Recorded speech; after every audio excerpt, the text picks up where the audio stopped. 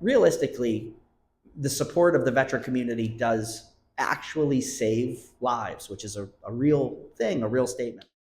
Can you tell us a little bit about where you grew up and when you decided to go into the military? Yeah, sure. I grew up where we're sitting here at the Pitcairn Cafe. I'd say 2 blocks that way. I decided to go into the military, I would say 2 days after I decided to go to college.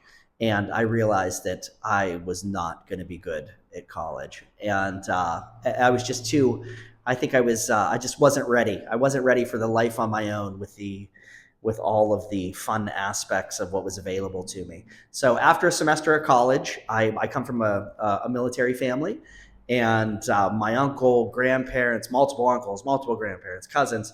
I went to them as a sounding board, and my uncle John, who was an Air Force vet, highly recommended the Air Force. I.e., he took me by the arm to the recruiter, and and that started the military career. Yeah. So I was originally very excited to go and be a Marine, like every, I guess, maybe 17-year-old boy might be. But like I mentioned earlier, my uncle quickly talked me out of that, and I followed in his footsteps and joined the United States Air Force.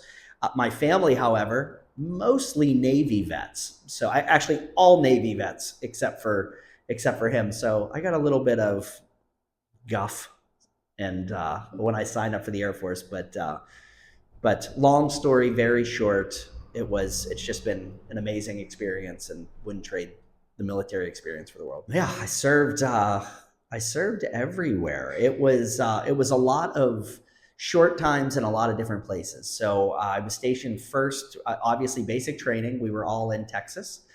We're outside of San Antonio. And then my first duty station was Keesler Air Force Base in Biloxi, Mississippi, the beautiful Riviera that is the Gulf of America now, I guess. I don't know. That just happened. That's a thing. But so after that, back here to Pittsburgh for a little bit, and a lot of the initial trips were Central and Southern America, and then of course 9/11. Post 9/11, everything was really focused Middle East and the European theater. Uh, Kind of staging. So the European theater staging towards what would eventually be a lot of time spent in Kuwait and Qatar and Middle East in general. My rank was tech sergeant, and my job started off, it evolved a bit, but I went into aviation electronics, and after 6 years, I transferred over to command and control, and I ended the career in command and control after 13 years. How did your military experience shape who you are today? Well, that's a good question. I love this tiny mic, by the way. Oh, yeah. It's like you don't know what to do with your hands unless you have something, and then it's like, this is awesome. So yeah, the military essentially was I don't know, I was a ball of adolescent jello prior to the military, and it definitely was the primary form that was used. That's a weird visual, by the way, but yeah, it formed almost every aspect of me, from interpersonal relationships and growing up in a town that didn't necessarily have a ton of diversity, and then going into the military, which is the most diverse workforce in the world, was amazing. It was something that taught me a lot about other people, and really different points of view, and how to network in different ways and succeed. So from interpersonal and, let's call it, soft skills, all the way to the actual fundamentals of attention to detail in everything I'm doing at work, and process, and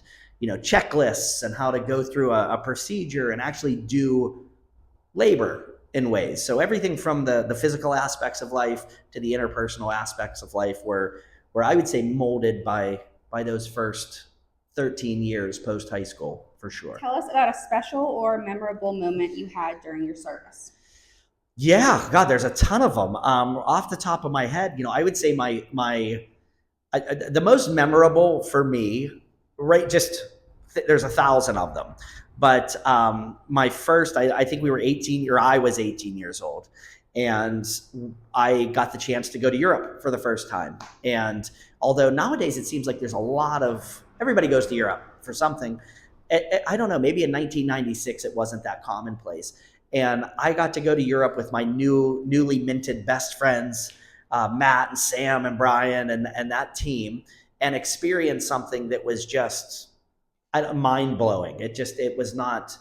I don't know, everything that I had in my head where I pictured what Europe was and who the people were completely wrong, or not wrong necessarily, but certainly off.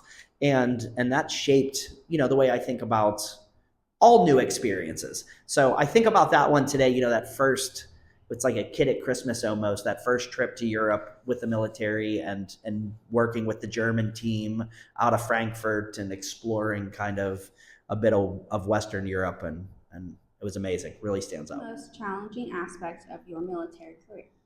Oh, challenging aspects. I don't know. There's a couple. So the work, there's a couple. So I would say there's three things that stick out as the most challenging. One, leaving for the first time. I don't know. I've never been beyond Ocean City, Maryland until that trip to Lackland, Texas. So being away from the family unit initially was very difficult.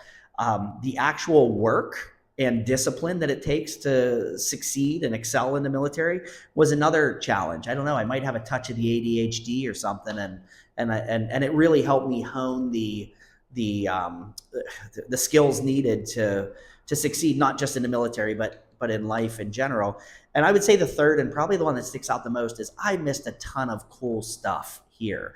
So ton of deployments. I missed multiple Christmases and Thanksgivings and kids' birthdays and my son's birth initially. And so there were a lot of family moments and weddings that I look back at. And although, I don't regret it, I don't feel as though, I have a hole in my life, but I do look back and say that was probably the toughest, being away when some really amazing things were happening here back at home. We definitely keep in touch. I have two separate groups. There's my uncle's group of military friends that I see all the time that visit. Actually, yeah, there is one of them who's a state cop. He lives close to Pittsburgh. We see them a lot. And then my core group of friends that I kind of grew up with in the military, the 5 or 6 of them, I mentioned them earlier, Matt and Sam and Brian and those folks. They are local-ish, like Alliance, Ohio, Beaver County. Brian, I think, is down in Oakland. But absolutely, it's lifelong friendships you make, especially whenever you go through such impactful moments in your life, and these people are with you for multiples of those. It really kind of bonds you, and yeah, they're here. And when we see each other, you pick up like best friends. Like we could not see each other for 6 months, and like we haven't skipped a beat. So what was your transition like from military to civilian life? Scary. The transition was a bit nerve-wracking, which is why, from a brave being perspective, we are trying to help. One of our missions is to help prevent service member suicides, and the other is to help transition from military life into this amazing world of the private sector. For me, I didn't have many skills that necessarily transferred from military world to I don't know, real life, for lack of a better term. So my transition was, I had a lack of marketable skills, and I had to figure out really what I wanted to do with my life all over again. I went into the military. They gave me a career. It was amazing. And then I picked something in the military that I was super excited about. That was amazing. And then I went beyond that from a private perspective, and I had to figure out what I wanted to do again, what I wanted to be when I grew up. And I really did like the interpersonal interaction. So I learned marketing and sales, and I used all the skills that I learned in the military, the attention to detail and the interpersonal, how to relate and engage and build relationships. And I got a couple jobs while I delivered pizzas and did a couple other random things, and built my career back up on the private side. How can the community best support our veterans?